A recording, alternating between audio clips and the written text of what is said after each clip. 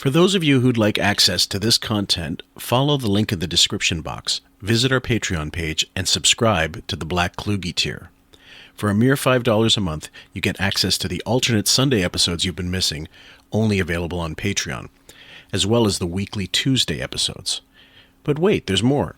If you subscribe to the Black Kluge tier, you'll also get 2 weeks advance notice to our Thursday sessions.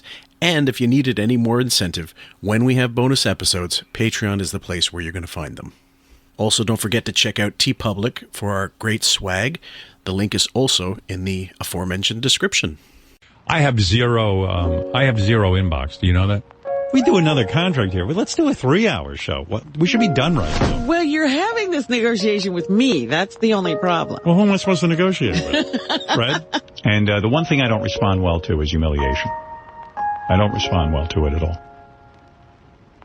You know, I don't want to be told what a shithead I am. I don't want to. Those days are over. I've suffered enough in this business. I don't need to find out what a shithead I am. Are you ready for this? You cut your hair, man. What'd you do? What's going on? I'm getting old. So what? You know, I can't keep it like yours. You know, I'm old too. So what? Yeah, but you're ugly. Thanks. Jesus. What are you saying? I need the hair? You need it. No, boy, you need it. You know, it's just interesting when people have their kids on the air. Yeah, but I'm just saying, if a kid was a fuck-up, you just keep them quiet. I put my kids on the air more, but they want no part of it. When you're trying to just have a friendly conversation, when he's irritable, the things you do every day become the wrong thing to do. That's true. He doesn't listen. That's right. But the most irritating thing of all is that we used to be good friends and we just aren't anymore. You make me feel I still love him, but he says everybody's expendable, and I just have to live with that. I was going to look for a Nikki Hilton. But you see, those good-looking rich girls, they don't go for a guy like me because they don't need my money. And Rickles tells me this story. So Beth says to Don Rickles, gee, I wonder what they say about me behind my back. Don Rickles goes, you? No one cares about you. You're not even that important. No one says anything about you. No one talks about you. I don't even know you. You're not that big. I do have to ask, do you think there's a physical match between him and Beth? Do you? Yes, they're both tall and have 10 fingers. Yeah, they look right together. I don't know, they look more right together now. It was just on the regular show. It just occurred to me that I listened to them. Like, it dawned on me like 2 days ago, my hair's going to get crazy because I don't have, I'm not going to get a haircut. And then Beth goes, I'll cut your hair, but you can't cut my hair because my hair is curly. It's hard to cut your hair.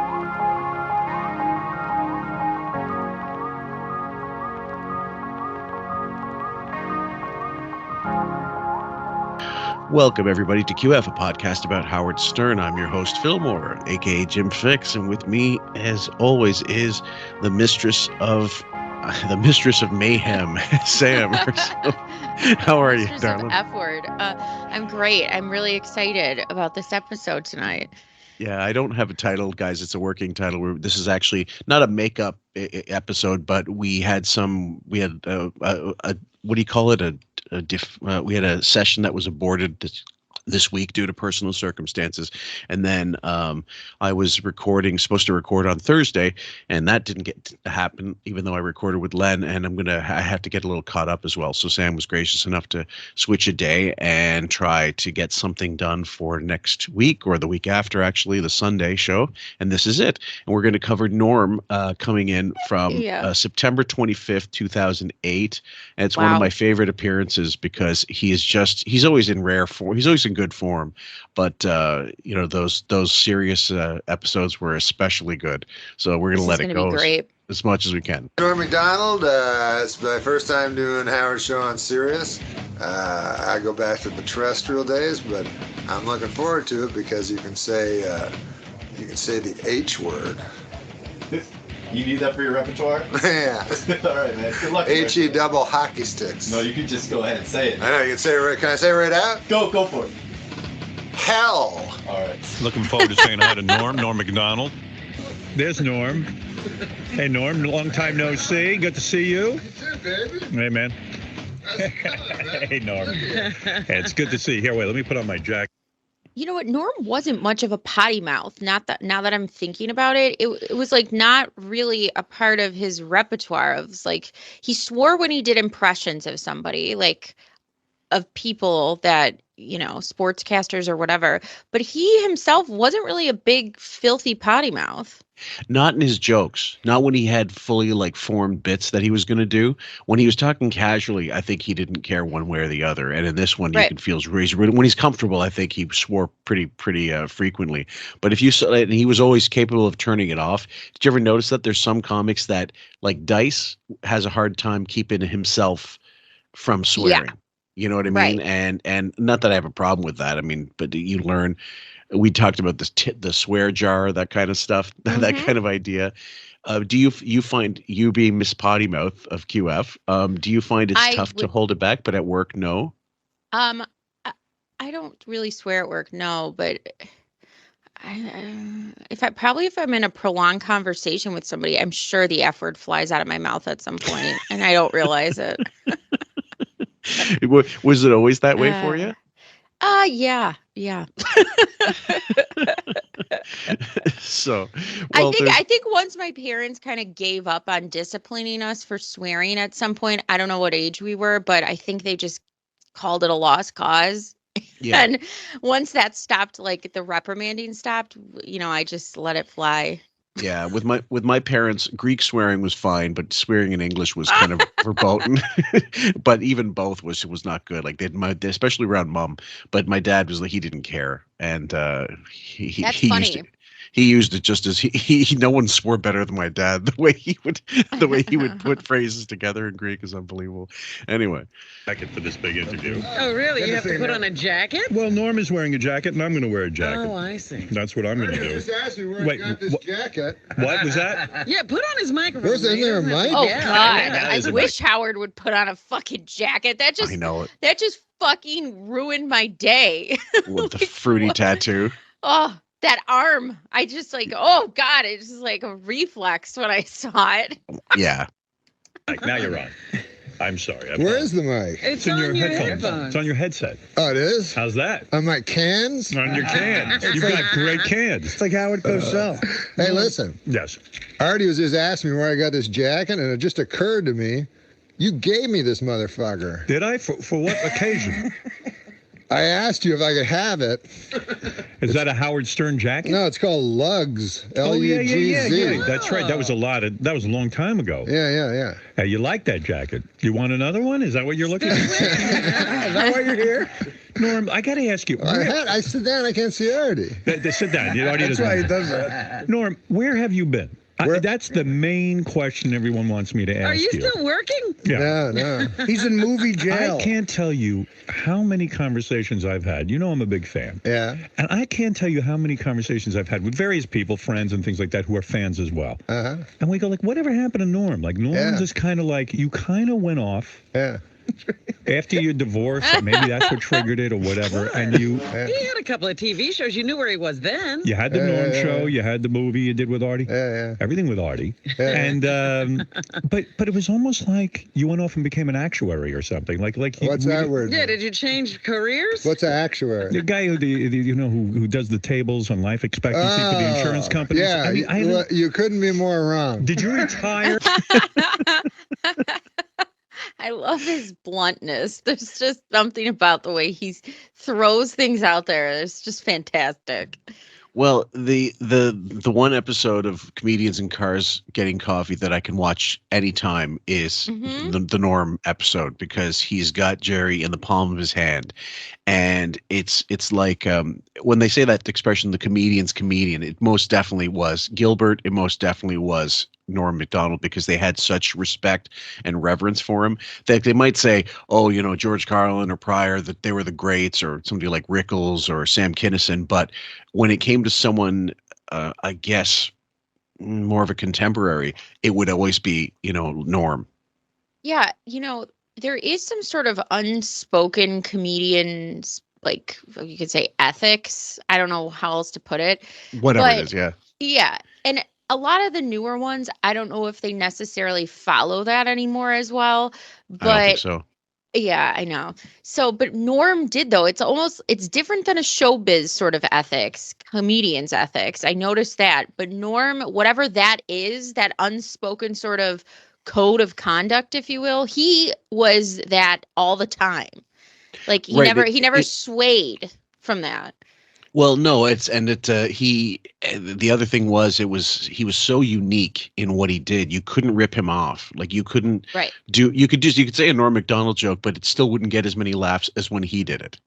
Yeah, there's people who can do impressions of him or his tone Right. of voice or whatever, but you can't really repeat a Norm Macdonald ever. I mean, there's just not possible to rip him off. He's too unique. Right. Or did you retire? Did you think of getting out of the business?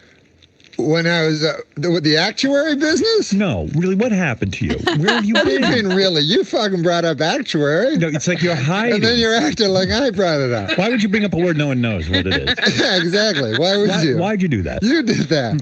Oh, I did that? You just said actuary. I did do that.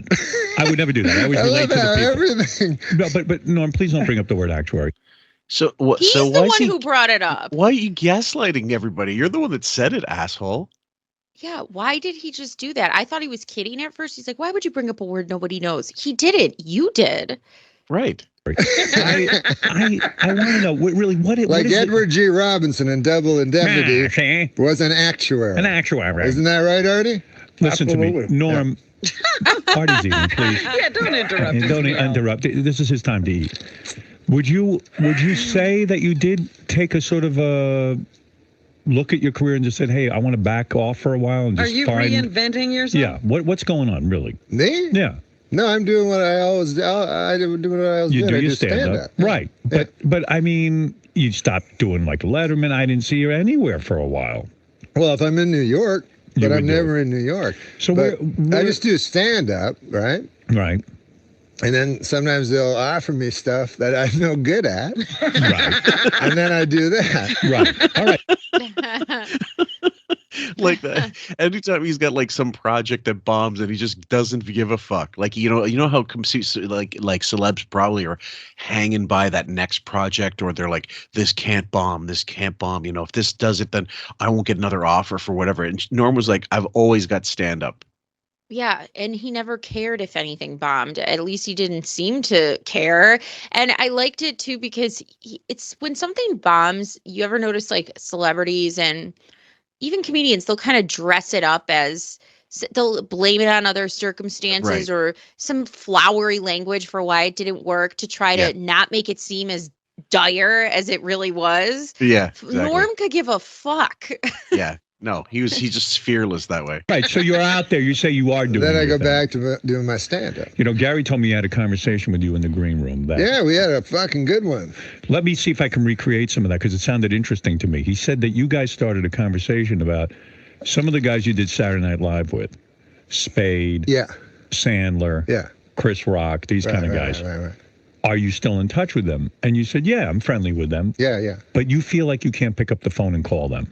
No, yeah. No, there's an interesting dynamic that happens when a guy becomes way more successful and powerful than you are. Right. Which is, I don't want to phone out. I love Sandler. I talk to him a lot, but I try to limit it because he gets bugged a lot, you know?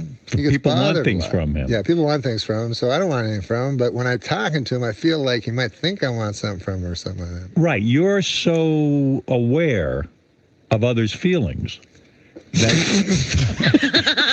Now you're killing him. What the hell are you doing? I know he's going to slam me when he says some shit like that. It's Howard trying to play psychologist, and Norm is just not doing it. Like he's not going to play along with these newfound. I'm a psychological interviewer. Like all of a sudden, where he's trying to be deep, and Norm just is not. Not gonna fall for that trap of horse shit. But the other thing, he knows Howard's full of shit when he starts talking like this. He knows that the Oh, yeah. Howard is a gutter snipe piece of shit, and that he wants to know about who he fucked and all this bullshit. It's like celeb stuff, but it's not necessarily, any deeper than your navel. And it really isn't. Norm probably, like you just said, it's as simple as, I know this guy is really successful and he probably gets bugged a lot and I just don't want to bug him. End of story. Yeah. Norm, you just snotted all over yourself. I can fucking see that one coming. In other words, You a motherfucker. In other words, you're so in tune. That's not what I'm saying. You're bragging, aren't you? No, you're saying. Now, Norm, if there's one thing about Norm is he's very in touch with other people's feelings. Norm, You did a reaction like that in here. Norm, what you're saying, you just vomited on yourself and you blew snot out of your nose. Norm, There goes that mic. what I'm trying to say is, Yeah. you worry that you'll not be perceived the right way. In other words, you're concerned that you don't want to call up Sandler and say, hey, how you doing? Because he's going to think you want something from him. I have a very good friendship with Adam, so Right. I don't want to affect that friendship badly by giving the what do they call it, like politicians, the perception of impropriety. Right. So as if I'm looking for something. So Fact is, I don't give a fuck if I'm ever in a movie ever. You don't care about the movies. You did your movie. When you got out of Saturday Night Live, you did the movie Dirty Work. That experience didn't turn you on at all. I love Dirty Work. You love doing that. I think that was a great fucking movie. Right. So you. What do you mean right? Why say right? I thought you didn't like it. I never saw it. That made me I was astonished when he said that. I never saw it. Artie, the guy that's in the film, is working with you all the time. And Norm, who you claim to love. And that film was literally 10 years earlier. It was released. And in all that time, you've never seen it. And the part of this that kills me too is that they've discussed it so many times. The Yes. filming of it, the different people who've come on the show who were also in the movie. I mean, Artie's talked about it in numerous anecdotes. I can't believe he just sat back there that whole time and it never occurred to, and I can't believe he just flatly admitted he never, I never saw it. Why? Too many Bachelor episodes to watch? I mean, what the fuck?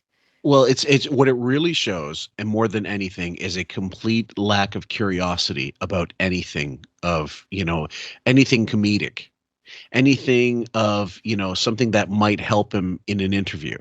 Like this is, you watch Dirty Work, you're going to see Chevy Chase in there. You see Rickles, you see Jack Warden. You're going to see, not Jack Warden. Jack Warden was on the TV show. You're going to see Chris Farley. You're going to be able to talk about all these people he got to work with him on that show. I think even Sandler made an appearance in the film. I can't remember.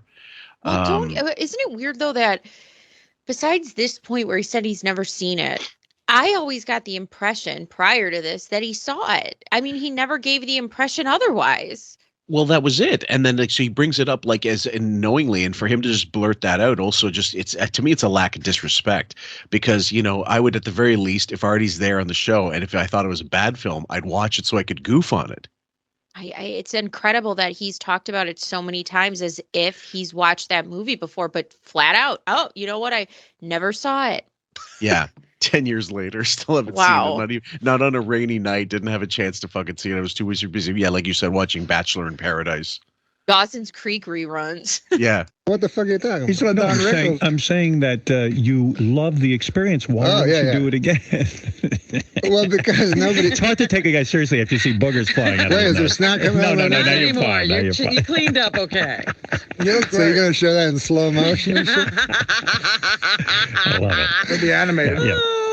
So I understand what you're saying, that there are certain guys. Are there guys who call you all the time and bug you? Are there people who want things from you because you are at the top of the comedy community? I'm not at the top of the comedy community at all. How long is your set when you go out and do a show? Now like Chris Rock, he was in here yesterday. He says, I'm going to see the Norm Macdonald show on Saturday night in Caroline's. He's making a whole night of it. He can't wait to go. Will that make you nervous to know that Chris is in the audience? No. That doesn't. You're so seasoned at this thing, you know what to do. Nah, I just don't give a fuck. Like, I don't care. I don't care if I bomb or kill. Nothing matters to me. It doesn't matter to you, but this is your career. This is the chosen path you've gone down. What do you mean it doesn't matter to you? Of course it matters. I'm not buying into that. Matter. You love when you do well on stage. And no, I don't. Who told you that? You don't. Don't you care that when you do a show that people are into it? And no, I couldn't give a fuck. Are you serious? This, by the way, this the way he's playing Howard in a way, it's actually more revealing for Howard's end, because this is how Howard feels about every Letterman appearance, about everything he does. Like, did I do well? This is more revealing of his insecurities. He's projecting them onto Norm, who genuinely doesn't give a fuck. Right. And Howard will, of course, make, psychologically at least, any excuse he can to justify like why something might not have worked, but it won't be because of anything he did. Right. Yes. Right. Yeah. And if it was successful, then it was all him.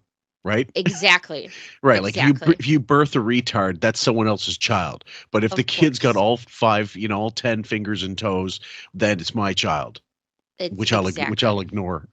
So yes, I can actually attest to that. When I used to open for him, and if it didn't go well, isn't that a defense mechanism, my friends? He thinks it's funnier if they don't laugh. If it's bombs, I think it's pretty fucking funny. You like to bomb? I don't like to. I'm saying it's funny. When do you bomb? What happens? You mean you're Let's put it to you this way, right? You go in front of a group of people and try to make them laugh. Right. Try your hardest to make them laugh. Right. And then they don't laugh. That's funny. You're not doing the specific thing you're there to do. Exactly. That is not only that, but it's also funny that you go there to make them laugh. You're trying to make their life better. You're failing, so they hate your fucking guts. And you see the humor in that. I see humor in that. Like, it's not like you're up there trying to make them not laugh. You're trying to do your best to please them. But don't you stay... It's like if you told a joke to your dad and he kicked you. But don't you stay at home a certain amount of hours a day and write and come up with this material that you do on stage? I mean, you put time and effort into... You don't?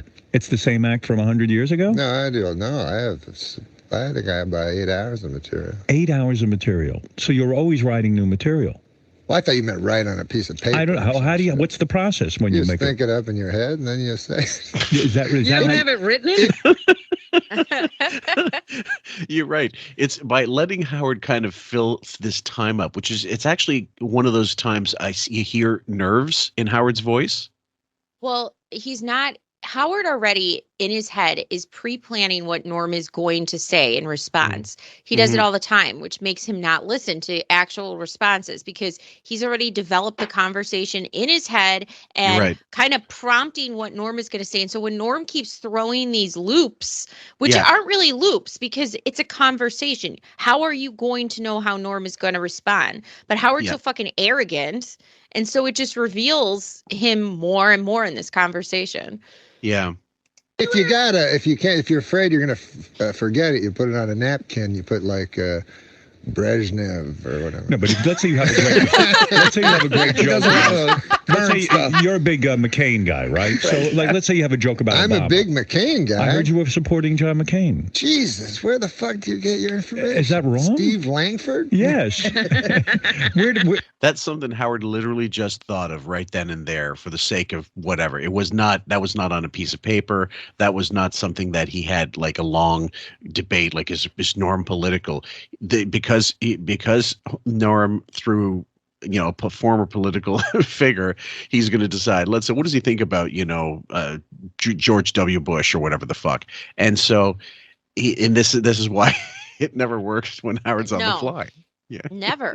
No. But are you not supporting John McCain? Are you an Obama guy? Is that what's going on? Well, I'm afraid of this Sarah Palin lady. You don't like her? No, sir. Why don't you like her? I would think you... fundamentalist Christian. That scares the shit out of you. Yeah. Yet you're a pro-life guy. You're way into all that kind of stuff. When did he get to be pro-life? I know this about him. Yeah, whatever. Yeah. I thought on Bill O'Reilly you said that you support McCain. I said I agree with him on pro-life. You do. You agree with him on pro-life, but you're not a McCain supporter.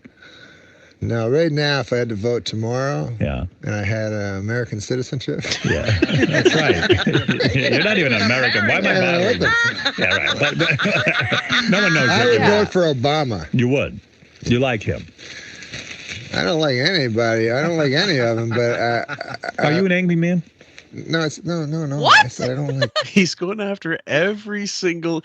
It's Howard drowning on the ocean and reaching for anything he can. That's why some of these interviews like this with Norm, who's too slippery, it's fascinating because Howard's the one really in the hot seat, not Norm. Well, It kind of reminds me of the Wendy Williams interview where he's throwing out insulting questions or he's having assumptions. And when Wendy doesn't answer things the way he thinks she's supposed to answer, and then he gaslights her the rest of the interview by projecting things like, you're an angry person. Why are you being like this? You're this, you're that, Right. Just like now are you an angry man? No, Howard, you just assumed I'm voting for somebody when I never said anything about voting for somebody. And you're just supposing that I care about any of this shit that you're flying in my face. I don't. Right, because he probably did zero prep anyway. And in fact, there's only one thing he really wants to talk about to Norm about, and it's later on in the interview. This is all just padding for that one question, because what happened was in the interim, there's the clip of Norm talking about he's on the Adam Carolla show, and he talked about Artie and how he thought the show was enabling Artie.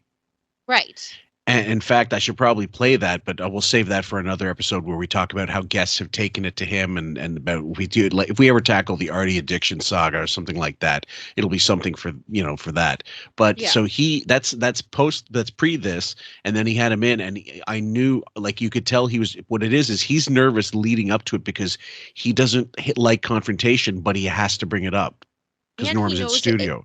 And inherently, he knows that Norm has a point. Yes. So even though he kind of tries to steamroll this and start getting angry with Norm in a way, he inherently knows Norm has a fucking point. And the audience, when they heard it, all of us kind of went, yeah, I can kind of see that. Yeah. I don't like politicians. Do you like people? Are you a people person? Do you like to hang out? Yeah. Oh, yeah. Norm will go to the mall and shoot people. Go over to Orange Julius. No, this is what I like to do. Are you a recluse? Yes. You are. I would say that. Would you say almost agoraphobic? Really? Do you spend most of your day in the house? Yeah. Do you still have a tremendous gambling problem? No. You do not. What happened? What changed? Well, I stopped hanging around. Now, as my son got older, I realized that really the worst part of gambling is not the money you lose, but the time. Right. Yeah. So you're saying you wanted to spend more time with your son. Because when I'm with my son, the time is so wonderful. Great. Howard sees an actual parent who cares about their child and changes their behavior accordingly because they love their kid. Wow. Yeah. I bet that's a news flash for Howard. Changing behavior for your child. Ooh. Thought crime, Norm. Thought crime. How old was Norm's kid? I know, right? How old was Norm's kid when he passed away, I wonder? Well, he passed away. I'd say he was, I'm going to say mid to late 20s, maybe a little older than that, but I'm going to say like 29. Still really young to lose a parent at that. Yeah. Yeah, that sucks. Yep, absolutely. Is it wonderful? It's beautiful, yeah. Yeah, you're able to give to your son? Am I able to? What do you do with your son? I play with him. You do? How old is he now? How old is this young man? He's 15 years old. 15 years old. You're still playing with him. Right. It's a funny thing. So if he's 15 in 2008, so add another 10 years, 25. When did he pass away, Norm? 2022? I think so, yeah. Okay, so 2022. So 2008 from 2022. So 29. I think I'm about right. Yeah, just about 30. That's still young. Yeah, too young. Yeah. When he was a very young boy, when he was like 3, 4, or something like that, I would play games with him. Like we'd play basketball or something. Sure. And I'd let him win. Right. And now he can beat me at everything. And so he's like, hey, man, I always beat you at everything. I said, no, fuck, I used to let you win. You go, fuck, he doesn't believe it. He always beats you. Yeah, so he just thinks I'm some retard that can't beat a fucking infant.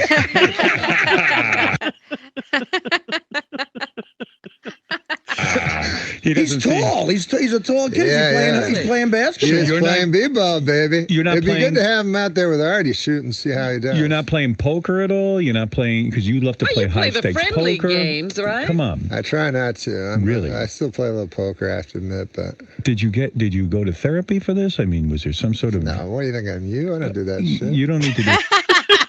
Yes. Did you go to there? What about you? So great. Yeah. And it's ironic because the last, bringing up his kid and talking about, is it beautiful? Like not acting as if he doesn't have 3 fucking children of his own, Stern. But I was listening to a bunch of channels that had already pre-curated Allison Howard clips because I'm preparing like for some future episodes. And the treatment of Allison through some of those calls, like most of those calls, and then her talking about this, how the kids were crying and upset that, how he was treating them. And he goes, you turned them against me. She said, no, they see how you act around me. And that's what, that's the reaction. And I'm thinking, wow, like, it had to be a fucking nightmare. Yeah. And so Len and I were talking about, how much Allison must have gotten the divorce. And I said, I guarantee half of the money, all the cars, the Long Island house, which she promptly sold, and full custody of the kids. Full custody. With no fight. And no. Gladly. Mr. Stern, do you contest this court's findings, or whatever? He's like, what children? Exactly. And when you listen back to all those conversations about his domestic life back in the day when he was still married to Allison and had the 3 kids in the house and he was living with them or whatever, you just think about all the concern he had for nobody else except for his world, his life, his day, his things. Yep. None of it ever was like, I'm worried about this going on in Emily's life, that going on in Deborah's life, Ashley, my wife, they have this going on, that going on. It was all about, how do I get out of this to do my thing? It's all about him all the time. Yeah. Like where there's one where he said they had a conversation where Allison wanted a new car with 4-wheel drive for the winter. When she needed to get out there and drive with the kids and with the housekeeper and to go grocery shopping, let's say. And he's like, we already have to take my Jeep, which, the battery doesn't work, meaning he has a Jeep that he doesn't drive. So the battery fucking drained. And it's been idle. Basically, he thought he'd be like Daisy Duke in the fucking Dixie, constantly looking at this Jeep. You know what I mean? I know. And that's strange in itself. But again, you put the battery in, you figure it out. Could you imagine if it was the other thing and he needed something? Like, God forbid, when Ronnie had to fix something in the limo and he was get a new limo. flipping out, or where's my glasses, whatever. Right. It was done that second, that instant. But he's like, call Wayne Siegel and get his help. Right. She goes, we need to be here on this decision. And he's like, no, I don't need it. What do you need? Get whatever you want. And then he's complaining about how much it was going to cost. And then said, oh, well, why don't you get a job and pay for it? Oof, I hate him.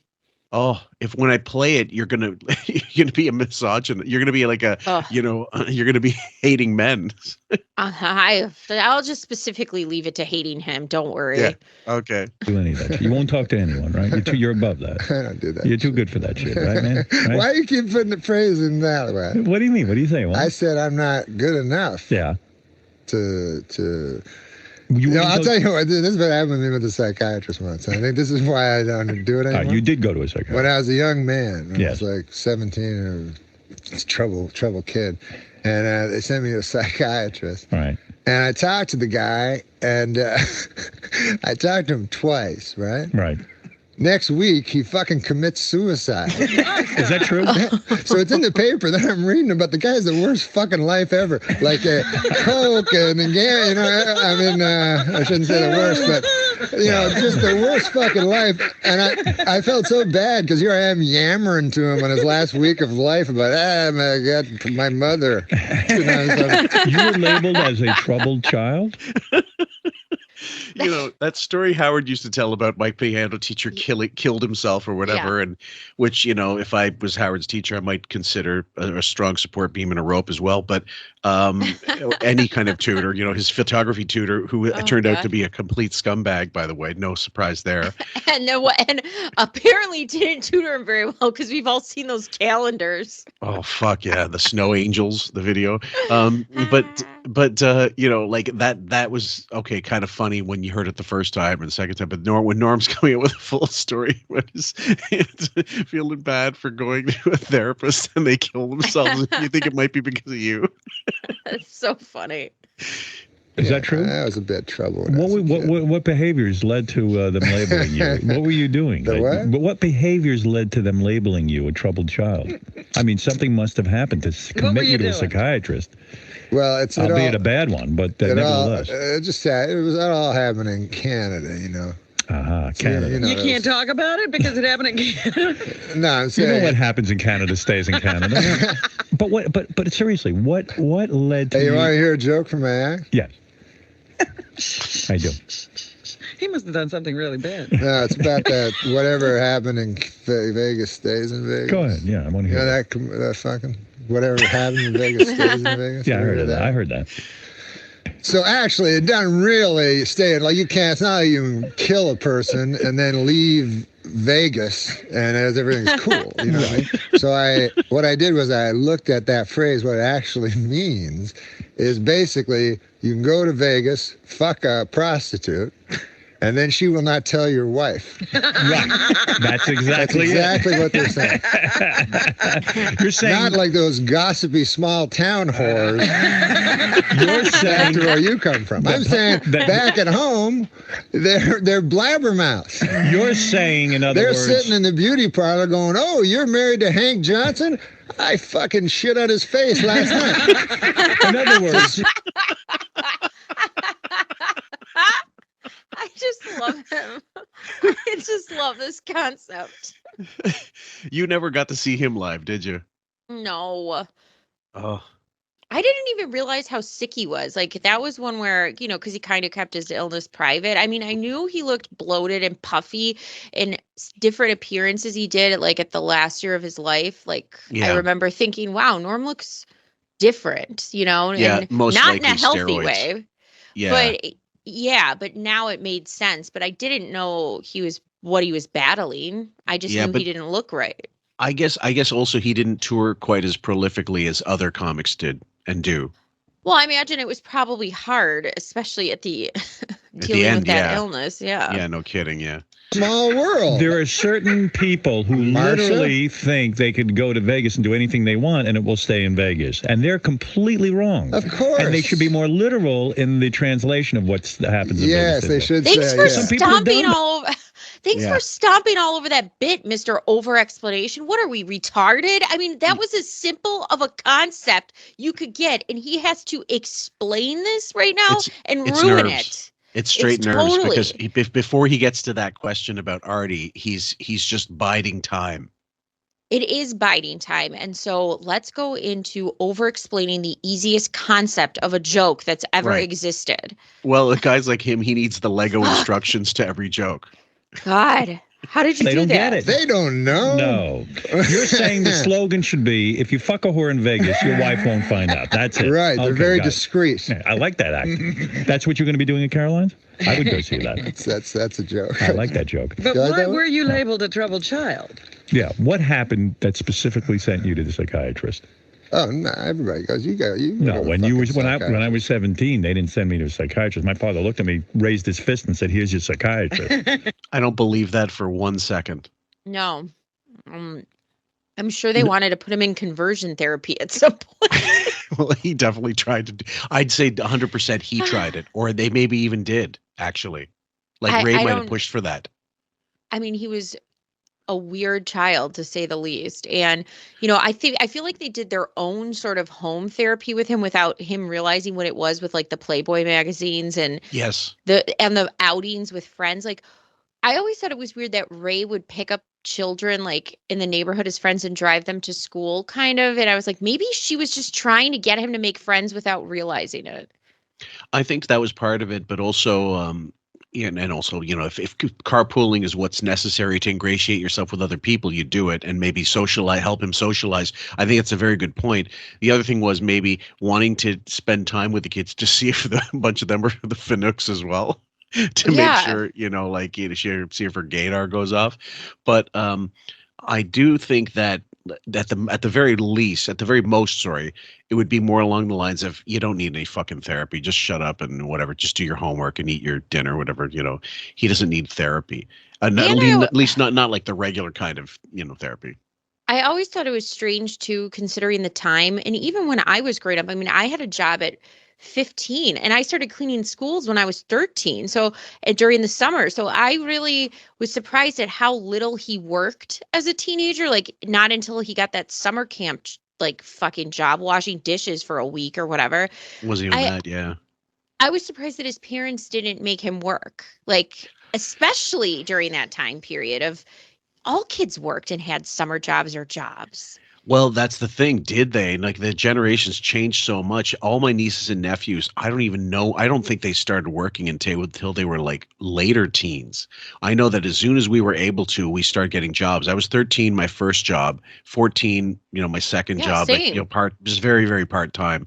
And then like even seasonal. And then once I was 14, that's when I started permanent part-time basically for the next 10 years, and then tried to get, as soon as I was able to work full-time, I could, but and on various occasions more hours than I should have been to getting, and it would have made me full-time and get union benefits, but that's a whole other story. They wouldn't allow kidding. it, fucking cunts. I know how that goes. Oh yeah, like, you mean you work 35 hours but you're not union? How'd you work that out? I get the total human right, total like union. I could easily have fucked them. That is so common, though, that people just put you right towards the edge of being full time and then fuck you so that way you don't get paid vacations. I remember that so clearly. Like, you guys are such bastards. Yep. He was a good dad. You must have acted out in some way. Did you get arrested? You've gone to psychiatrist. Oh, I'm in there 4 days a week now. Well, what the fuck are you asking me? Why? I'm asking you at 17, what led them to put you in you said you were a troubled child. How old are you? Right now, 54. And you're going to a psychiatrist 4 days a week? 3 days now. 3 days a week? Yeah. I'm 17. I go one fucking time. I'm the guy that's fucked up? I like how Howard lied just now, too, saying 4. Now he's saying he gets the question redirected, and he goes, oh, actually 3 days a week. I mean, this guy's such a fucking criminal liar. Just serial liar all the time. It's why every time he's had a court case or whatever, I would so wish they had not been like sealed or whatever. We'd see at least transcripts or testimony or that Law and Crime Network. If that fucking Law and Crime Network was, I don't know, if something happens to him, if he gets murdered one day, I want to see I want to see it on Law and Crime Network.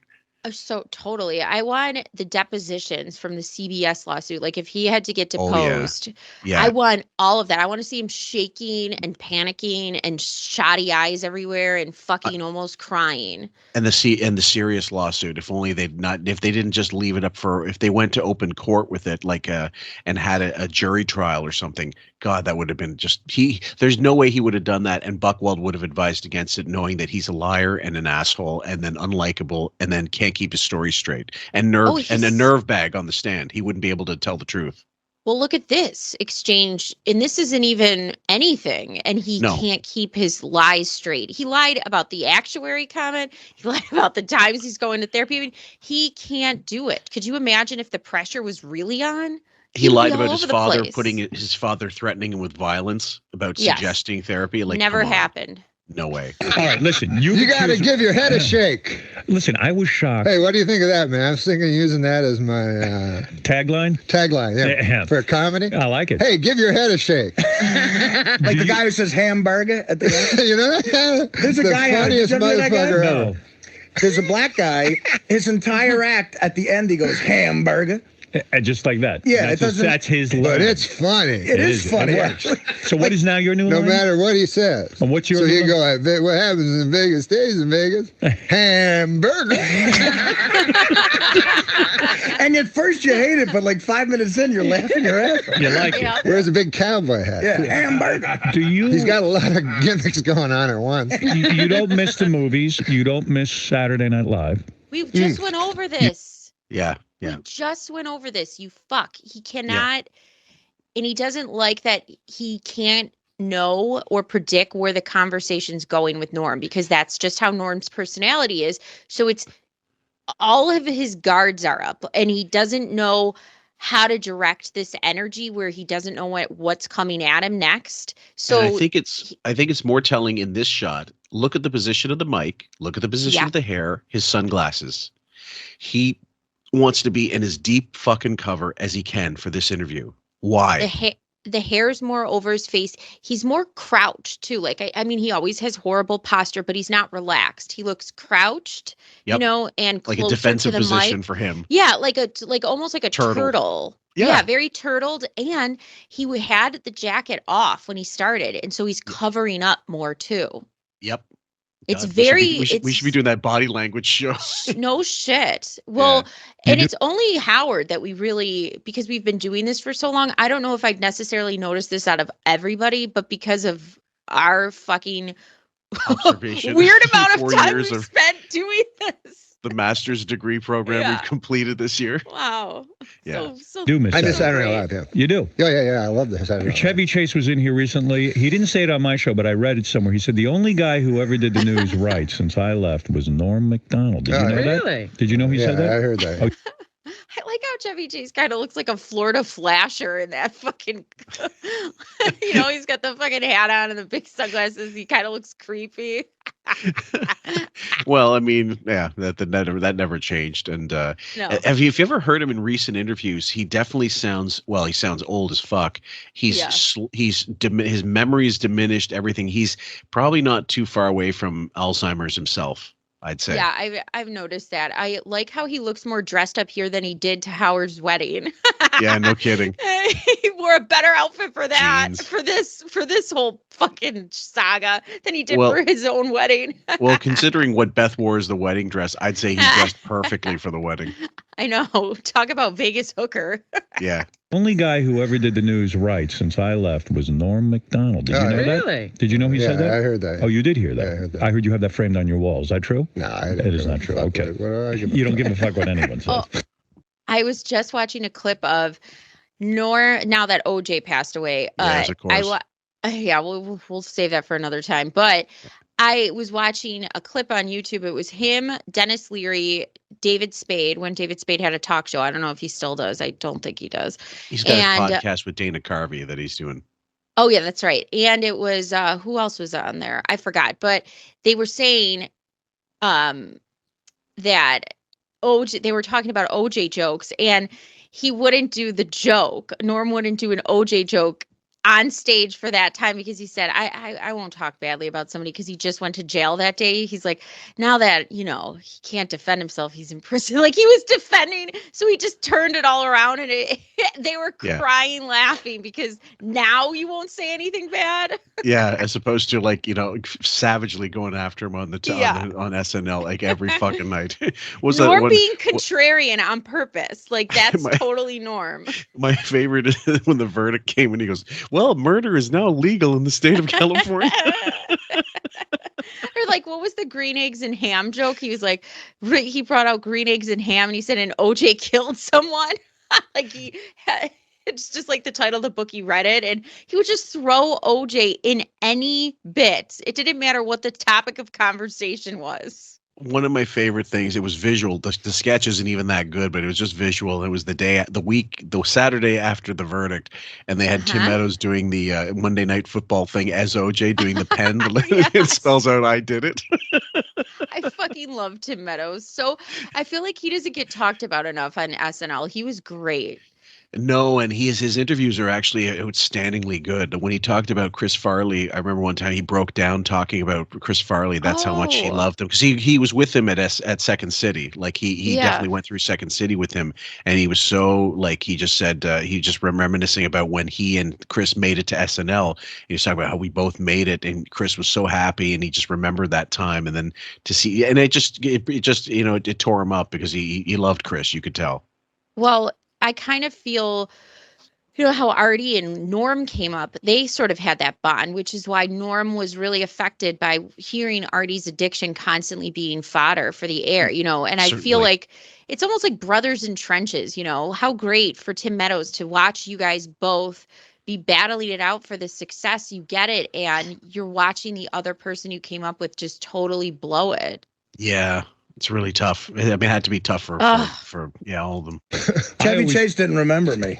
No, are you kidding? I swear to God. We shot pool and shit. I know. Well, I mean, listen, He remembered you. He don't remember. Chevy remembers you. He doesn't remember working with Artie. No.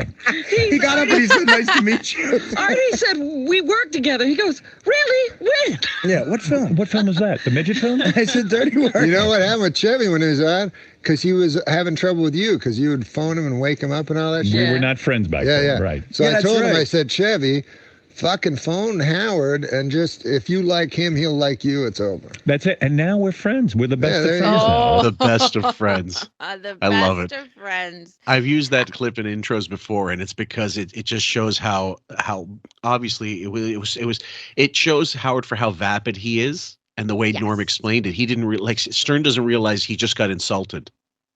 No, and he doesn't realize exactly. It is so vapid, and how it also reveals how unserious and not real any of the beefs were that he had, that he gets his whole audience all jazzed up to hate these people, and it really is meaningless to him because it's never really about the thing that he says. All of his critiques, criticisms, jokes, whatever, or lack thereof, or the ones that Jackie's writing for him, they mean nothing to him. It's never about that. It's all about if somebody he perceives doesn't like him, that's when he battles them. But the second they go, "Hey, what's up? Let's be friends." Oh, cool. Like, I'm still waiting for him to try to get Jay Leno and do a mea culpa after but he wouldn't do it. He would just act like all the 20 years of shitting on him never happened.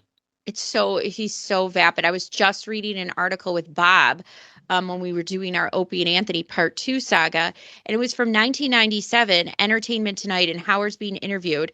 And in the last paragraph, he says that he's making fun of all these asshole DJs and all these hosts who kiss celebrity ass, and says, but it has to be nice to be inside that cocoon. If I get inside that cocoon, that's it. My career's over. It's dead. That's what he said. And the second he got in the cocoon, look what happened. Yep.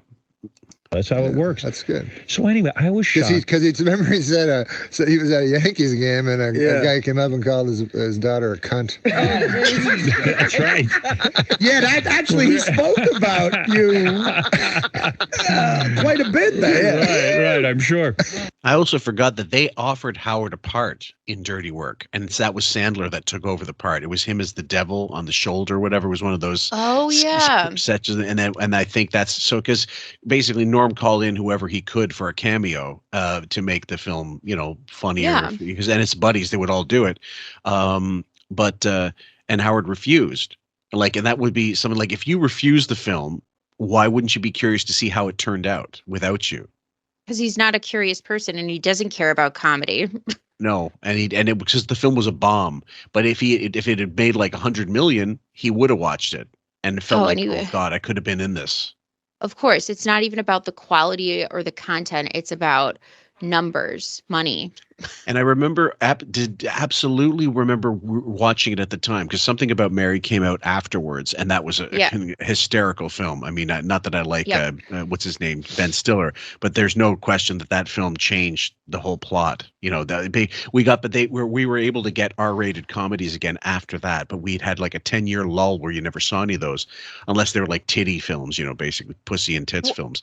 But I remember Dirty Work specifically watching it and going, there was an R-rated film somewhere in here, and stuff was cut out. Exactly. I know. I felt the same way. And it's because they were trying, because of like Sandler movies and David Spade and Chris Farley movies, they were making so much money off those, and kids could go see them. Like your parents drop you off at the movie theater, but it has to be rated PG-13. And I feel like because of that, it made a lot of other comedies suffer. Yes. Because they couldn't be R-rated, and that sucks. Right. And they really should have realized, if you just cater to the adults, they'll not only will they go to see it, but on rentals it will be like all the kids will get their older siblings or their parents to rent it, not knowing like what the film's about. There's that one scene supposedly they had it cut out. They'd filmed it, but it was it was a deleted scene where they wanted to get, there was a revenge thing they had to do against a hockey team, so they sent a bunch of donuts into the room, with the locker room, and so the hockey players were eating all the donuts, but when they got through to the bottom, there was a picture of Norm and Artie with naked except for all the donuts on their dicks that they just finished eating. That's so great. Yeah, that would have been like you would have been rolling in the aisles if you'd seen that. I would have. I would have. Yeah. Listen to me, Norm. You don't age, man. You look good. I look good? Thank you. And you look good. Thanks, pal. Yeah, you look real good. Man. You put on a little weight, but it looks good on you. You look you I'm working big. out? No, it's just fat. You're fat now? Well, it's like, but it's proportion. No, I got abs and shit. Listen, I always talk about Norm being a good-looking guy. He always got he's quietly going back. He scored some big ones. Who is it I heard you had? Can I mention someone I heard that you had sex with? I don't know. I'll tell you the name. You can confirm, deny, or not even comment. Oh, somebody said you once had sex with the porn star, Savannah Samson. Ooh. Is that true or false? I never even heard of her. Never heard of her, so you never had her. I never heard of her, so I would like to have sex with her. No, I've never had sex with a porn She's star. my favorite porn star. Yeah, but when you worry about... You would never. This is what I would worry about. Go ahead. Because I remember when Pamela Anderson was on Saturday Night Live, hey, man, you got to go for that and stuff.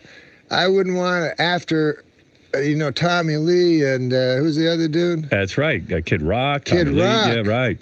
I don't want to pull out my measly cock, What the fuck am I? What, am I crazy? I'm not stupid. But you also worry about diseases and things. And you also have to think about, like, if you're fucking Pam Anderson after she's been with somebody like Tommy Lee, who's been with, I don't know, half the world, that's all coming with her too now. Yeah, well, and the junkie too. Not to question, like, not the Hep A through fucking Z that she eventually got. Yeah, she did, which is, why? I mean, you picked Tommy Lee. Yeah. What was that line Jeff Ross said? Tommy Lee, Kid Rock, are you fucking your way to the middle? I mean, there's no way that you saw that video of Tommy Lee. And I have to think that most women saw that and thought, all right, maybe just once I'd like to try. Well, speaking as a woman, so I could say no. I never thought that. It's so amazing. I did laugh, though, when he was using his dick to try to steer the boat. Well, I'd do everything with that if I had that baguette. I'd be fucking everywhere with that thing out. Do you know fucking what? I don't doors, whatever. Having seen the video, I think it was not as big as people think. It's because he was so reedy. It's going to look that much bigger. If he actually had a normal physique. Huge. Nah, I don't think so. It wasn't John Holmes territory. I don't know. I don't know about John Holmes, but I know that was impressive. If you look, it's like you film anything close up, it looks like the meteor headed for Earth. But I mean, between the size of her tits and that, I was just like, this is just a lot to take in. I guess so. It's like that, right? I mean, you're pretty careful. You wear rubber when you're with the women, or do you go wild and just say, fuck it, I'm gonna have sex without a rubber? Do you ever? What do you do? When I'm making love to a lady? Do you ever yell out hamburger?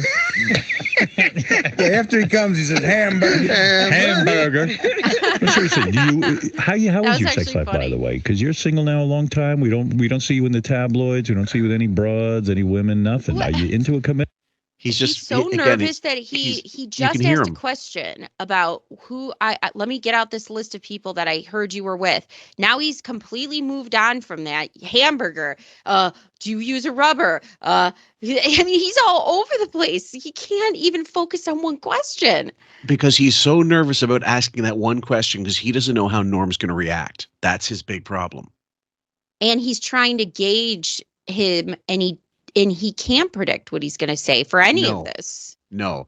And he should have known, like, what's Norm going to do? Norm loves the show. He loves, he's really, even if he said that on Adam Carolla Show and, and believes it, you think he's going to bring it up to Howard?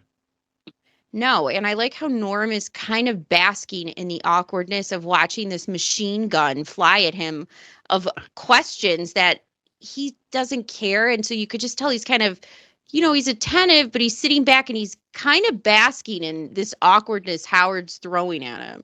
Yes, totally. Commitment? Are you into any kind of committed relationship? No. Nothing. Those days are over. Mostly I just whack off. You whack off mostly? Almost only, yeah. You don't go out on dates? No, I much prefer whacking up. See, I always thought you'd be the kind of guy because you like to be home. You're a recluse. He'd get a wife or something. Not a wife, maybe a tight girlfriend, someone The whacking up's better. Yeah, you really feel that way. Yeah, because my imagination's better than any fucking reality. Are you being serious with me? I'm being dead serious. When's the last time you had a girlfriend? I don't think I've ever had a girlfriend. I had a wife. I guess she was my girlfriend before I married. Right, and after the wife, you That kinda, was it? That was it. You realized I'm a different guy than I thought I was. I'm really a loner. Yeah. You're a loner. Yeah. Do you get lonely? No. I was shocked that you went on Adam's show, Adam Carolla. Okay, so now he's going to bring it up. Like, so that was it. I guess you're a loner, and he's not getting anything from him because these are not deep questions. Oh, no, he also just, where's that list you just had? Like, Well, people you were. It was just one. First of all, it was a nonsensical, like it was a made up bullshit. No one ever said he went out with Savannah Samson. Nobody. But I know, like he was pictured and photographed with different women at certain points in time, which I'm Sure. sure Howard could have brought up. But again, not prepared. Who cares? No. And you said Howard, more or less, it seemed like you kind of said that Wow, I'm Adam looks responsible young. for Artie's heroin abuse. He almost said you're killing Artie. Yeah, and you said that. What did you say again? Wait, stop. I thought you were What? on Adam's show. I could play the tape, but I don't need to. Yeah, I don't No, need you to because should. it's really indictment. In fact, should I play the audio now because it's really short? I think it's incredible that Howard always brings up audio when he wants to make a point on something and harp on it, whether it be Oprah, Ellen, whatever. But now for something that he's going to bring up to Norm because he doesn't like what he said, he could have easily brought up that audio, but it would have been too indicting. And it's honest. Artie, pretend you're not here for a minute. Eat something. All right. I It's love funny Artie. you think it's your problem, not Artie's problem. Well, this is what you said. No. Do you want me to play what you said? Yeah, I'd love to. Really? No. Listen to it, because I really want an explanation of this. It was very hurtful, and it even got me thinking. I said, Norm's a bright guy. I like you. And I said, gee, if Norm thinks that of me, I have to really sit down and examine myself. And I even went to my psychiatrist. I talked about it. I said, gee, Norm said these horrible things about me. Did you talk to your psychiatrist? I did. Wait a minute. You said Norm? But so I like that he said, I really have to examine myself, like maybe taking some inventory. How long did it take before he flipped it on its head and now is gaslighting Norm and is faux outraged? He must have initially maybe thought to himself, am I? No, you're right. He probably didn't. He probably is saying this to make it seem like, oh, yeah, I'm actually taking some inventory. He probably was immediately angry and didn't care one bit. Oh, yes, he was angry, but that was it. I don't think he mentioned to a fucking psychiatrist 1 minute. I think he's doing that to try to make Norm feel like shit, and that's it. Yeah. And also make it sound like this, this was really affecting to me, and I had to go through such anguish because of this comment. Well, yeah, he's trying to make himself seem like this evolved Victim. person who cares and, oh, maybe I should think about my actions. No. Yeah. Norm. And he goes, who the fuck is Norm? That guy, I haven't seen him since Dirty Work. Norm? Yeah. I took 3 sessions up on Norm. And then Wait, let me play it for you. Maybe. Right. What page is that on, Gary? We have pages now, Norm. We are all computerized. Hold on. Yeah. I'll find it. It's worth playing, and I want you to explain to me what. He just reveals how vapid he is, too, because he goes, why am I wasting 3 sessions on Norm? This guy who just did Dirty Work. He hasn't been in any movies. Like, so you don't care about Norm as a friend, obviously. His importance to you only matters based on his box office success. Like, that you would take it more seriously if Adam Sandler said it then? Is that what you're trying to say? Sure, or Jim Carrey for that matter. In fact, we have that one episode that one show where he bitched for Jim Carrey for 20-something minutes when it was outed in the Playboy interview that somebody called in and quoted him in the Playboy interview talking about how he enabled Sam Kinison and told him, like, you're not funny when you're not fucked up. Right. Yeah, and then he spoke to Jim. Wouldn't go on the air. He called him privately and told him, look, I was just, it was an interview, and that was my thoughts on Sam, and I loved Sam, and I know you did too, but he didn't want to come on the air because he didn't want to have that bullshit like pretense. And he also did. He also did. He didn't need to go on the air for something like this because he's Jim Carrey, and who the fuck was Howard? Exactly, and when Chris Rock said something similar to what Norm's saying, because Chris Rock is successful and was at the time and doing a bunch of different things, you could tell Howard was a little taken aback by it and did take it more seriously because I think so. Howard equates, he's such a shitty person. Like, I can't stand it. Right. You were thinking because maybe you got an idea here what to do with Artie. It's Gary page 2, and it's on the bottom in red. Yeah, I was surprised to hear these comments because, even I know when you worked with Artie, He was doing coke, and you didn't fire him. No, I never did whoa, coke. whoa, I never wait, did wait. coke while Don't you I was remember with you him. were trying to score coke I at the bar tried to that night? score In coke. front of them. The first day I ever met him. Yeah. But in the movie, as far as I knew, Right. Artie was a complete professional. Yeah. All right, here we I go. hit my mark. Here's what you're saying.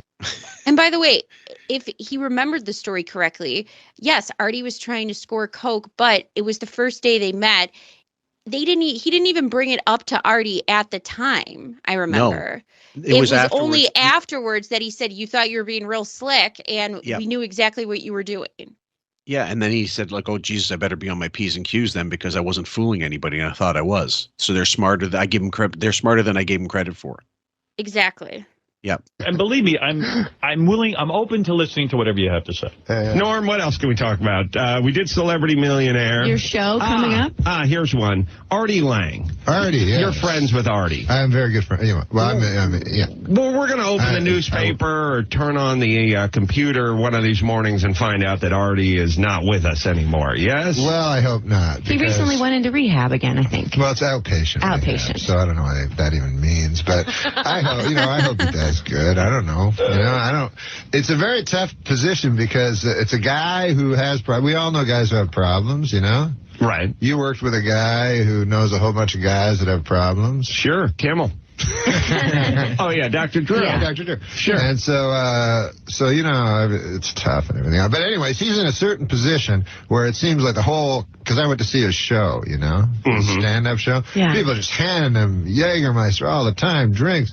So it's like his whole show is enabling him and his whole The audience is lifestyle is not him. conducive with sobriety. No, it's terrible. It's really... Also, and not only are drugs available when you're a celebrity, people give them to you, but also I would have been a cokehead too if I got $2,000 an hour to do construction back in the 80s. Right.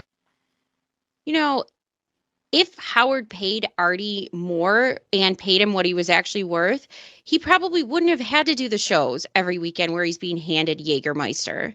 You know what I'm saying? If he just focused on radio and Howard maybe allowed him some time to go do a movie once in a while, that's the other part that bothers me is that it's twofold. It's you're profiting off of his addiction because it's content for the show. You're underpaying him for his talent on the show. And because you're underpaying him, he also has to have this other part of his life that he shouldn't need to do anymore, especially if he wanted to focus on sobriety. Well, there's so many different points to this situation that you have to basically make a checklist. So there's already believing and knowing he's underpaid and undervalued. So and he also knows that there's this money out there for him. He knows how much he can get. If he had no idea, like early on when he was doing stand-up with John, and John would pocket most of the money, Stuttering John, that is, and he, DePaulo and him, when they would do this, and John would do nothing and then pocket most of the money because he's a name and they aren't, that kind of thing, or as much a name. Then once he realized his worth and he realized he's not getting it at the show, I got to get it somewhere else. Then you got the resentment of being made basically a alcoholic, drug addict, whatever, for the show, and painting himself into a corner where he's got to do these tales of degradation to get laughs, and then it's a vicious cycle. But then actively resenting the stuff on the show and the amount of coverage, knowing that this isn't money going in his pocket for DirecTV or like the Howard TV stuff, and then Howard doing the bro fight, all that stuff, it just eats away at him, and then it affected his performance into such that he's got now I'm going to skip out on the show, because when he started not showing up for the show, whether it was because of drugs, I think part of it was drugs, and the other part was, well, fuck them, they need me. I can do this, and they're not paying me enough. And it's like anybody else, we talked about it. You don't think people are going to fucking slack when you don't pay them enough, and when you don't treat them with respect. And that's the scale just started sliding as a result of that. It was a really vicious cycle, and it was a downward spiral cycle. Yes. I'm not blaming all of his problems on Howard. He was. But if you're made to feel worthy, you will think and look at yourself differently. But if you're coming into work every day, getting hammered like this and being the clown with your addiction, putting a chair in a room to sleep on the show, it's a vicious spiral. Yeah, it was, and they were totally enabling him. So like that's the whole point. Yes. It's not that Artie wasn't responsible for his own addictions. It's that he wasn't in an environment where they gave a fuck. Exactly.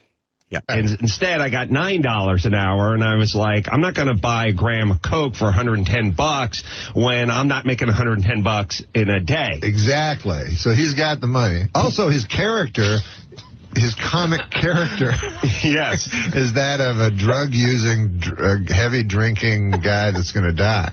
Right. So how does he go on as a comedian without that persona? Yeah. I told him be a rehab guy. Just, call yourself the rehab guy and it'll be funny. Nothing is more tedious. But the thing. No, but at least he'd live. Yeah. I personally, I don't like what they're doing on Stern to him. What are they doing? I mean, obviously he's complicit in it, but I'm saying that he doesn't have to be Beetlejuice, or he doesn't have to be. They had a midget on that show that was drunk and died. I already apologized for that. Hank. Yeah. And they were telling him, "Hey, drink more, drink." So you think they're? I apologize for that. Of course they are. So here we go. What do you mean about Artie? All right, you apologize about Hank. I'm really. Okay, so that's the part you don't hear, but that's the audio that I have, and so some of this is going to repeat itself, but it's only like 20 seconds of repeat, and then he goes into his thing. So I'll continue from here. Unless you want to refresh your memory, they played me the tape. You kind of said Howard is the cause, and that I even on Adam Carolla's show. You said I was talking about Artie. I brought up Artie. Yeah, you brought up Artie. I didn't. He did. He did. Out of the blue. But I somehow got slammed. And you said, I was shocked to hear this, that you felt that I was somehow enabling. And you even said that I killed Hank the Angry Dwarf, where I was saying to Doug Goodstein, why don't you come in and talk about how many times we had him committed? You know what? You're right. You're right. I did say that. Yeah. And I apologize for that, because that's not true. That's a terrible thing I said. I felt horrible that you would say that about me. No, You know what? And like Norm's, he's apologizing for that, but he still believes it. He's just doing the show business thing where he goes, yeah, I'm really sorry. I didn't mean that. But he said it because he did mean it. Well, he did mean it. And it is true that, okay, yes, you guys say you tried to get him help, but you also continued on platforming him as a drunk, angry dwarf. So if you cared so much, you would have stopped doing that altogether and made it a sole focus behind the scenes to get him into rehab, instead of faux pretending on the air that you were trying to get him help. But then here, come to this gig next week. Yep. Did I do remember saying Hank? Were you joking or what? No, I wasn't joking. But you believed it at the time. No, the Hank the Angry Dwarf thing, I don't believe. I don't know. I don't know why I said that. I mean, that was wrong of me, because first of all, I didn't know shit about what I was talking about anyways. Right. But no, the Artie thing. Explain it to me, because if there's something I can be doing, I want to know what I can do. Maybe you don't. I'm not Dr. Drew, I don't know. But you seem to know that day. Yeah, you were very full of yourself. Well, sometimes you're on the fucking radio and you say stuff. You guys know I'm sitting here. No, but I take this. Artie, pretend you're not here for a minute. Eat something.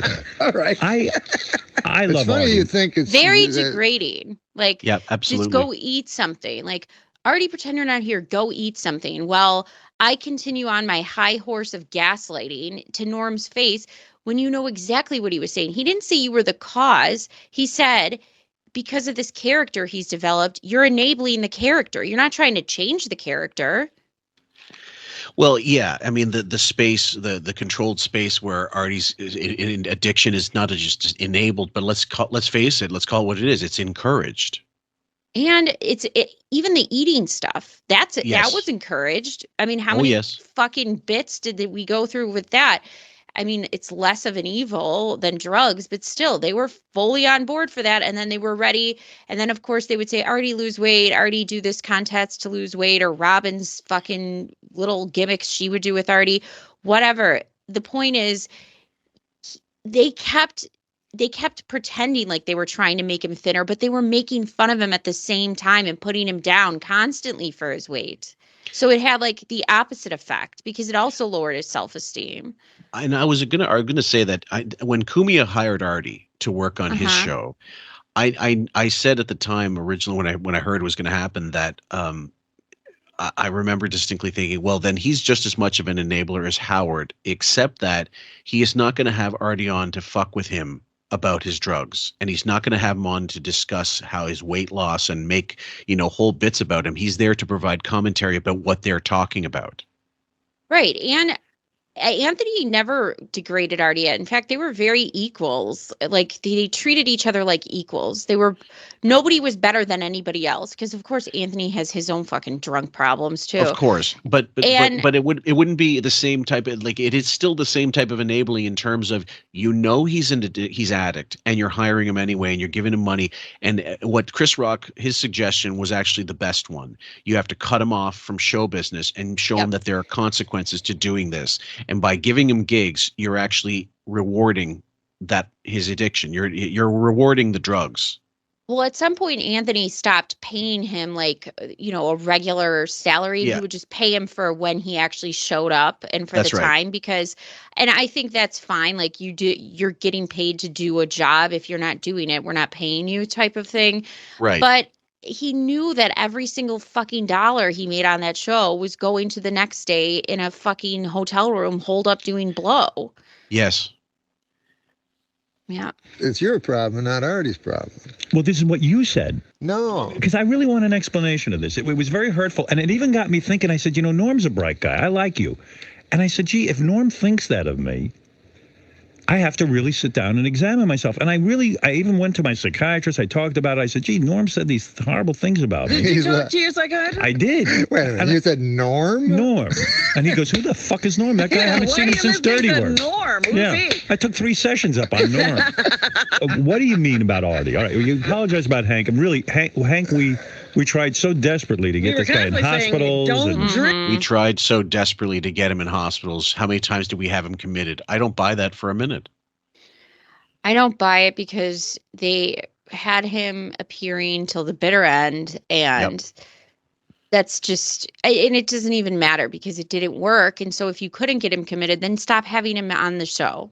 Yes, that's the only way. Like, if this person's not getting their sustenance, and someone would say, well, that's cruel. You did it for so long and then you cut him off. Well, if you publicly come out and say, look, this guy has a serious problem. We don't want to be the ones to exploit him, because it's exploitation at that point. If you decide, no, we're not going to do it, it's kind of the same reason we didn't go after Stuttering John when the whole Dabbleverse thing started happening, because I could see he was a fucking drunk. And I know how people feel about, oh, he's a chiseler and he's a shitty husband. Well, those are all things you're creating. You're using those as excuses to go after him, but they're not really excuses. Well, he's going to be he'll be the next aphasia, dementia induced from alcoholism. I'm convinced. Right. So do we really need to pile on with everybody else? I don't think so. There's plenty of content that no one cares about now. People are caring less about because it's been done to death. If we start doing one, then it's still overkill. Well, I'd rather go over the stuff Stuttering John did on the show, the sagas between him and Howard, and whatever fun episodes that actually relate to the Stern Show, not about whatever the fuck's going on now. I don't care. Yeah, nobody. I certainly don't really. No, I believe you. I honestly. Do you remember that appearance? But do you remember? That on do you remember that? Yeah, so I felt bad after I heard that, because I do love Artie, and I would do anything to see Artie stop the negative behavior.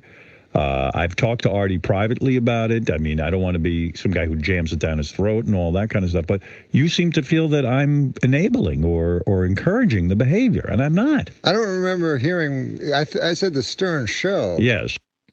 Yeah, he did say the Stern Show. He wasn't, but Howard, of course, takes it personal. But it is a personal comment he was making. I think that Norm's point about saying Artie is now being treated like a Wack Packer, like Hank the Angry Dwarf. He is being boxed in this way, and he's not. He's not a fucking Wack Packer. I mean, it's bad enough that you exploited all these people, but now you're exploiting your talent that's supposed to be co-equals with Robin and Fred and everybody else. Yeah, and I know, I think despite. I think I say the E crew, but I meant the Howard TV staff. I would say they did their damnedest to try to make Artie look as good as possible by cutting away, doing a lot of editing on the videos, making sure they didn't include certain things that could have made Artie look really bad. how much, what do you think they had to edit more? Howard's shifty eyes and wig fucking itching or just toothpicks or Artie? I'd say shitloads of it, and Artie eating his arm, and like mowing down on devil dogs and all that shit, and drinks and stuff. Sleeping, yeah. You feel it's Robin who's doing most of it. No, but I'm saying that the show is a creation. Yes. That's very real. That's very.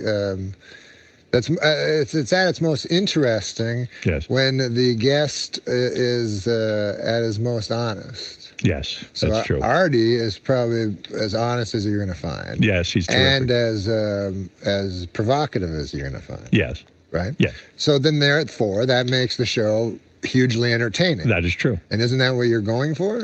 Well, I'm always into honesty, but I mean... But how is that enabling him or encouraging him to do destructive things? Oh, you fucking parrot, asshole. Because you're not encouraging him to change the behavior because you like the success and the eyes and the attention it's bringing from the negativity. You're profiting, and your show as a whole, is benefiting from his downfall. So you're going to be less excited and less apt to try to help him privately get it together. Right, like where's the motivation or inclination to help him, and then suddenly not have that Howard TV content? It's almost like strange to me. When Robin had cancer, Howard went to the ends of the earth to make it work for her, to help her, to get her doctor's appointments, to do all this stuff. Addiction is a disease. So where was all of that? Where was the arsenal of doctors lined up for Artie or people or there's hold on. There's two schools of thoughts. There's the people that believe addiction isn't disease, which I'm on the fence, because I've heard after watching and seeing Matthew Perry try to excuse his addiction away, all of his bad behavior away. It's actually, to me, insulting to other addicts. I'm not saying it's cut and dry. It's not the same. Okay, and it is. obviously. I mean, there's a cancer and drug addiction are not the same, for example. But it gets thrown away. That AA and NA, they use that phrase too often, and it's erroneous, I think. But I know what you mean. It's as insidious in terms of the effects of long-term. It's going to lead to death. Both will lead to death eventually. If you continue down the path, if Robin didn't get help, she would have died. Right, if you don't get treatment. Exactly. So if you don't want your co-host to die, and you value his life, then you would have done the same thing for Artie that you did for Robin. But he didn't. The thing was, he didn't value. First, I think there's two things. Number one, Robin really had the goods on him, so he was honor bound to do it because, what if she's going to say on the way out? And then with Artie, and also he just crutched on her his entire. That was career. You've had this pair of fucking depends on your entire life, and you just wash them out, and then suddenly they're ripped. What are you going to do? You have to get them repaired. So King Baby needs that. That bulletproof vest, get out of it, because he's still in that mode, even though he's trying to steer away from the racial stuff, but he still got her and needed her desperately for certain situations when he said racial stuff on the air. Yep. Yeah. So she was more valuable than Artie. And then, of course, Artie calling him a pelican and all those things. I mean, it was just a matter of time before he jettisoned Artie, whether he was addicted or not. But I think it would have been harder for him to get rid of Artie if he had gotten clean. Well, I don't know. For instance, let me ask you this. I don't think you know. Let me ask you. I don't think anyone knows. I just, Let me ask you this. Put it out there, but everyone blames me. No, I'm not blaming, but I'm saying when Artie threw the thing at Teddy and shit, right? Right. Then you didn't play it again for the rest of the day. That's right. I didn't. Why didn't you play it? I didn't play it because Artie was so distraught and the emotions were so real that I felt that Artie was in a state that I didn't even know. We hadn't even talked afterwards. He left. And I felt that by replaying it, Artie you have to put it in perspective. I had no idea what was going on. I didn't know if Artie was going to go put a bullet in his own head because he was so upset that he did that. And I felt by replaying it. Then when you put it on demand and promo the hell out of it. Because I spoke to Artie and we talked over the weekend, and Artie was going to leave the show. And some private things happened between myself and Artie, and which we have never gone into on the air. It's off the air private stuff. And I. Oh, one sec. I think that again, there's some validity to the fact that there was something set off the air. He had to meet with human resources, this Artie, and say, like, look, this can't happen again, because he'd already gone after Sal. He threw the CD at Sal, and now they're literally physically going after, where people had to try to restrain him against Teddy, whereas he should have been fired. That's the God's honest truth. Well, here's the other part. Why, like he's saying, why did you not play it and then you promoted the hell out of it? And he said, well, I went to go talk to Artie and we had this private conversation, and then now it's being promoted and it's being shown again on demand. Why are you going to the person, you know that he's in no state of mind to be making any sort of decisions on any of this. So you're going to somebody at their most vulnerable who's about to lose their job. What kind of conversation are you possibly having? Like, you're trying to guilt it, like you want to play it because you know it's going to be great content for the air. Yes. But you know it's wrong. You know it's inherently wrong because you took it down. So now you want to feel less guilty. So you're going to that person and saying, I won't do it if you don't want to, but it's up to you. Why are you even putting that ball in his court? Yes. Why? That's 100% correct. You should be. It's manipulative. If he had a care in the world, he just would have put the kibosh on it and said, "We're never playing this again. We're going to ban this." You banned the Don Cornelius call because you got an injunction out against you.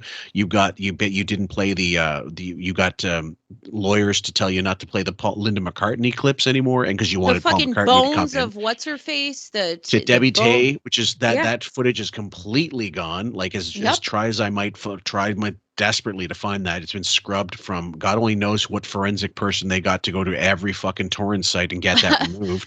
The same one that got Beth's back page hooker ads all taken down.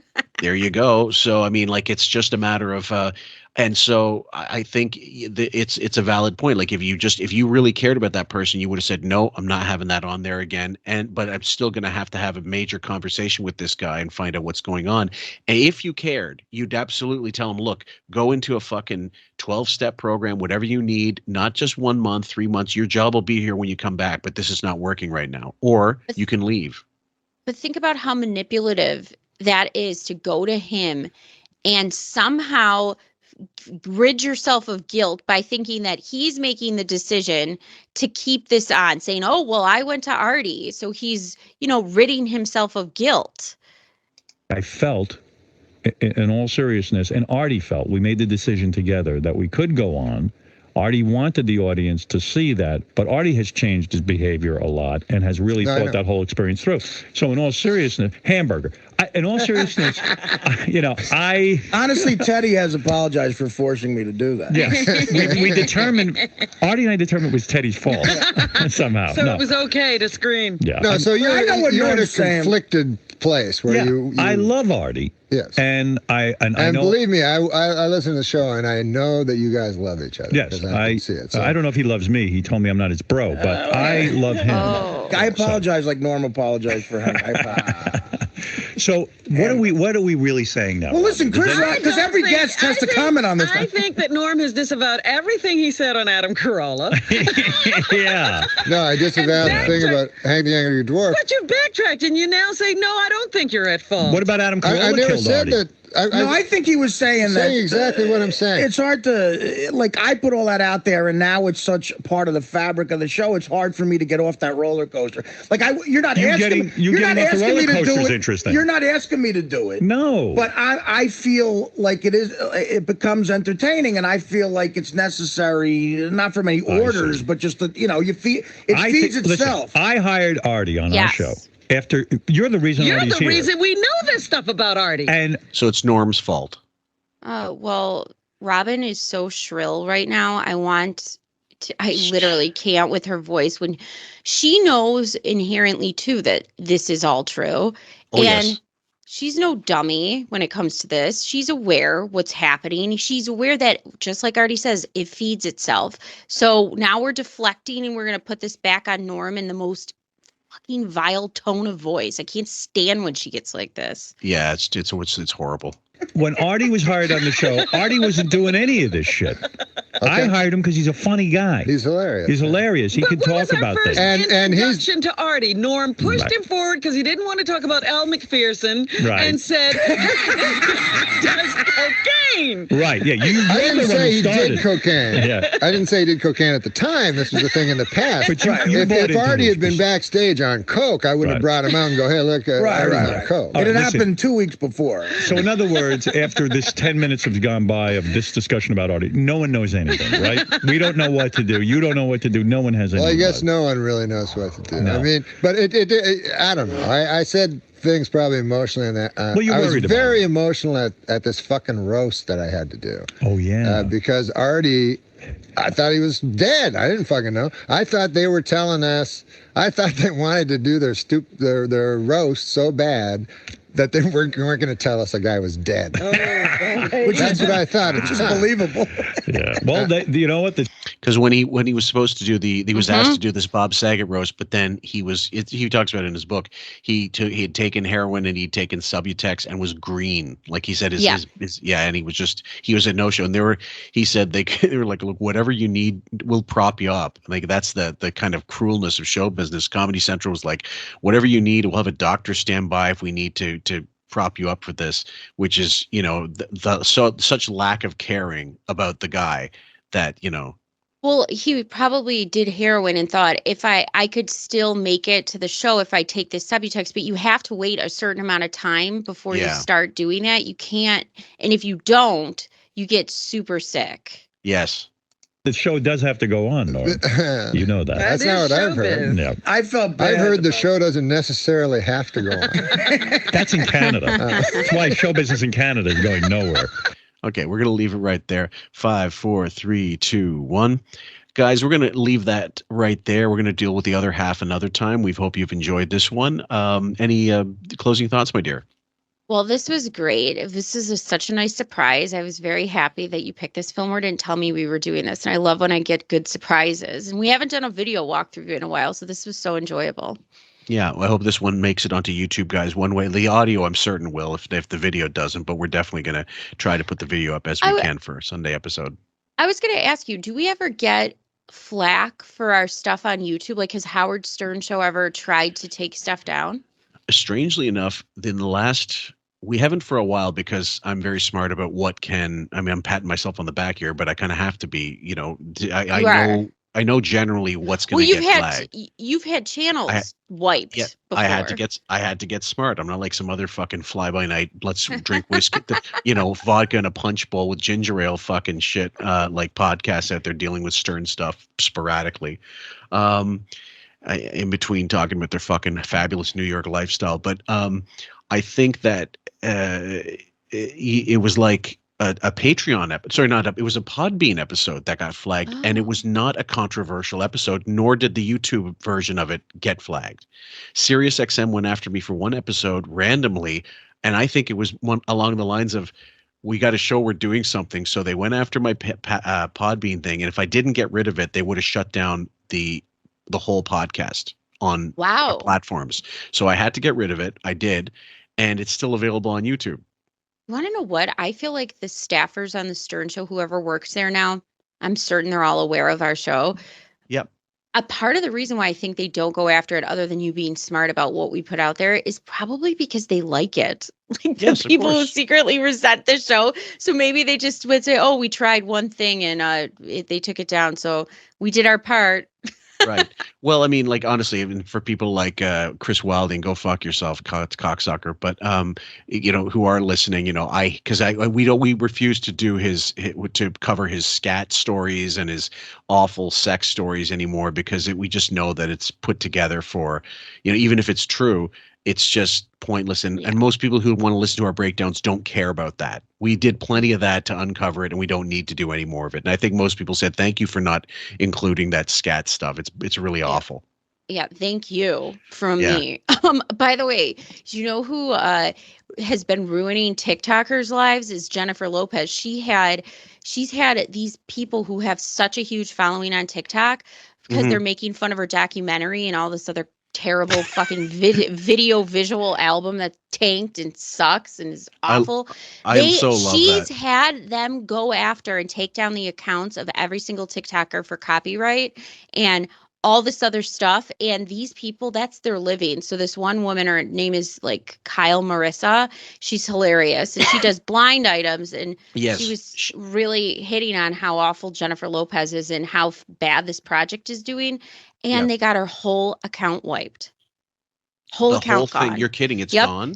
It's Surprised gone. Raven didn't tell me about that because she's usually the one sending me the Marissa fucking links. She had to make a new channel up, and she actually got interviewed about this in Forbes magazine because she wasn't the only one who had their channel wiped. Millions of followers, these TikTokers. So Forbes magazine interviewed TikTokers who are really pissed off that how fucking insecure and petty is Jennifer Lopez. Like, honestly, do you think that's going to make you seem more appealing to other people now that you did this to like low, income or whatever they're making, 3 figures less? Who knows? But you're so petty that you're going to ruin their entire cash flow. That's the whole thing. I mean, like, the move, it's like a lawyer would tell you, this is going to cause more problems than it's going to solve, Mrs. Your film's already done. There's no saving it. Right. So instead, you're going to be so vindictive that you're going to ruin whole channels. Like, these are their whole lives. They don't have millions of dollars to fall back on. You don't stomp on the ants. You go after the colony. You poison the colony, and you can't do that because you don't have that clout. You should have been fucking Elon Musk, not fucking, not Ben Affleck. You should be hooking up with somebody that's got money, that's real clout, not some drunk ex-director.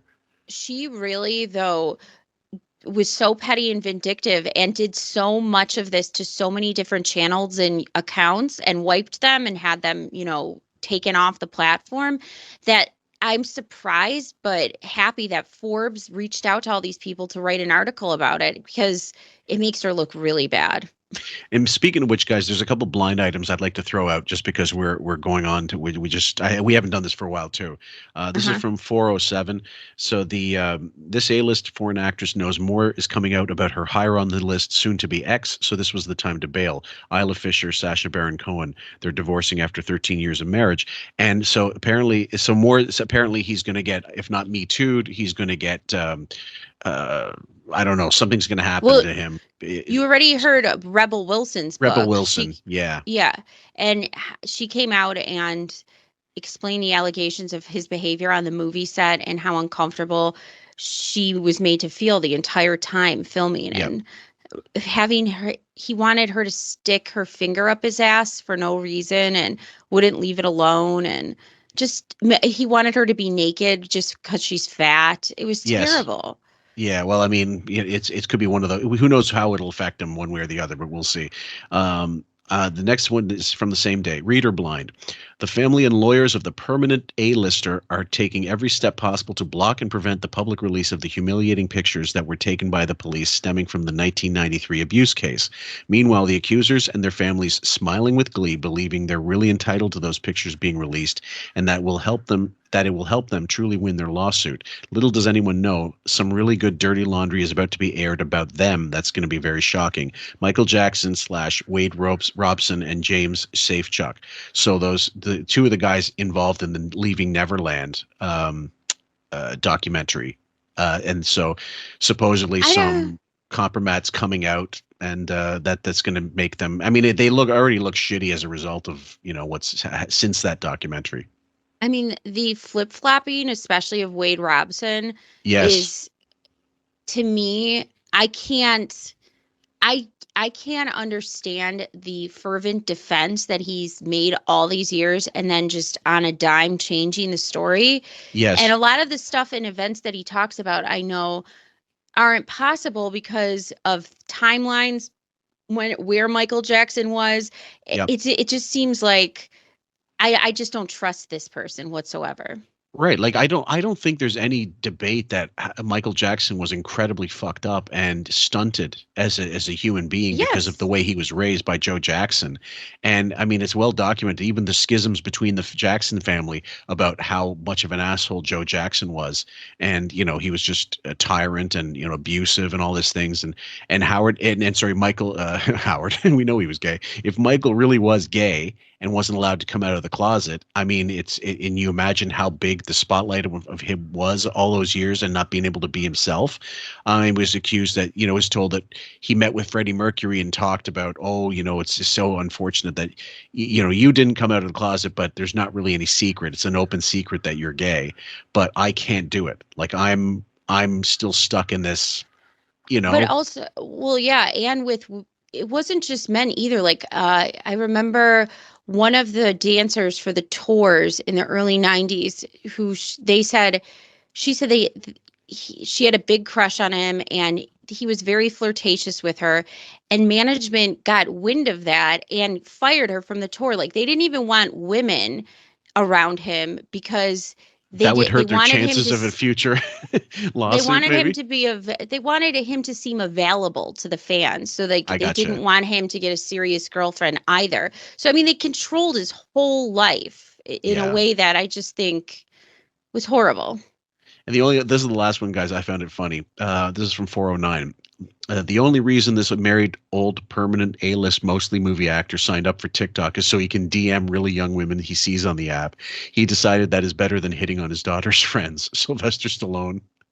Oh, God, really? El Creepo. That's so sad. I didn't know he had a TikTok. I guess so. I haven't seen it yet, but and he was with his daughters doing some interview segments, and they were doing their own channel, I guess. And he's actually kind of cute, his interactions with his daughters, because you can tell he loves them. Oh yeah, I like their whole family dynamic. I watched, like, they had a reality show or something. Yes. I forgot what it was called, but I could tell genuine love and affection from that whole family, and they just adore their father. Yeah. Anyway, that's about it for us, guys. We hope you've enjoyed it, and we will see you on the next one. Please feel free to when I say feel free, please like the show. Please add more comments. Repost, share the video, share, and if whatever app you're using, Spotify, Podbean, of course, give great reviews. Help us put the show on more algorithms out there so that the tentacles, like Howard's hair, just reach endlessly into the other and get other people onto us, because we really do appreciate it. We do, and that was the clunkiest way of promoting us I've ever heard you do. Well, I'm not a self-promoter by any stretch, and it's kind of, I will put little promo videos out on YouTube and on the app just to get people reminded that there's more content than you see out there, and if you want it, Patreon's where you're really going to get it. But we're still out there on share, online. Subscribe. Yeah, exactly. Well, I'm not going to put those fucking stickers on. Anyway, take care, guys. We love you. Bye. Gay boy, rock star, friends with Allison, Oxycontin, off context, my child, through pill, social worker, CNN. Off context. Press release, Beverly Hills, lunch snack, diet. I like you a lot. Black guy at Wendy's. Going, come on, you're great. This is great. Linda Perry, Road Songs, Patty and Samantha, Women Give, Jessica Cincy, I'm happy. ADT, okay. ADT. There he is. Divine bass player.